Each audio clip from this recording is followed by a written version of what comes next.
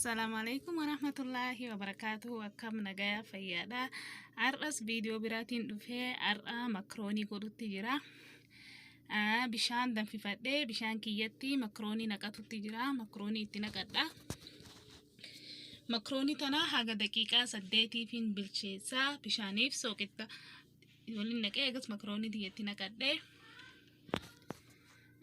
أما أسيتي زيتي ديكو ديستيرا بوسي foon diqqishu foon diqqeessee jire foon diqqishu itti dhaqadhee foon horiiti.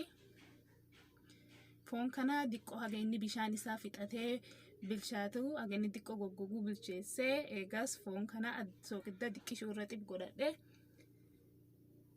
Eegas kunoo foon kiyya keessaa baafadhee amma ammoo deebi'ee zayitii diqqoo irra buufadha. Zayitii tanatti shunkurtii naqadha. Shunkurtiillee gimmaashuma itti naqee shunkurtii guddoo waan diqqoo waan godhaa jiruu fi eegas qullubbii takka itti naqadhe. And then kaarotii itti naqadhe. Kaarotii diqqoo bilcheessee haga kaarotiin naalaafu. Eegas timaatima itti naqadhe. Timaatima abba takka muree itti naqee. Kunoo eegas ammoo qaaraa bifa qaaraa nama hin gubne san gugurdaa san cicciree itti naqadhe bifa sadii itti naqadhe. Eegas ammoo asitti irdii fi barbaree fi kammuun qaba san itti naqadhe.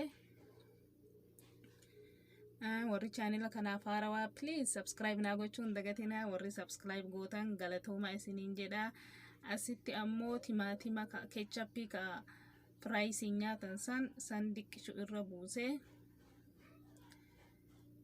Amma deebi'ee ammoo eega inni diqqoo akkanatti bilchaate sookidda diqqishuma irra buusa.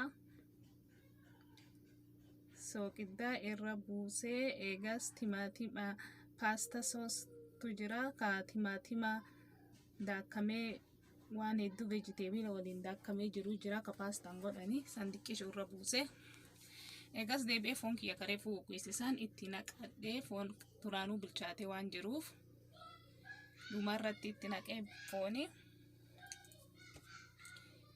Kunoo akkanatti eegas eega martuu xiqqishuu wal seenee bilchaate makaroonii tiyata bilchaatte san reefuu bilcheessee bishaan keessa naqee jira san itti naqadhee hedduu yeroo jarjaraatiif nyaata bareedaadha. Kunoo akkasitti ga'ee viidiyoo gabaabaa isaatiin isinii godhe har'a kama yeroo jarjaraatii hedduu bareedaadha. Kanaafuu please chaanela kana warri haarawaa fi subscribe naa gochuun dagatina isiniin jedha. Warri duraanuu maatii taatan dhihaadhaa isiniin jedha. Galatoomaa yeroo biraa haga viidiyoo biraatiin walitti deebinuu nagaa keessa naa tura.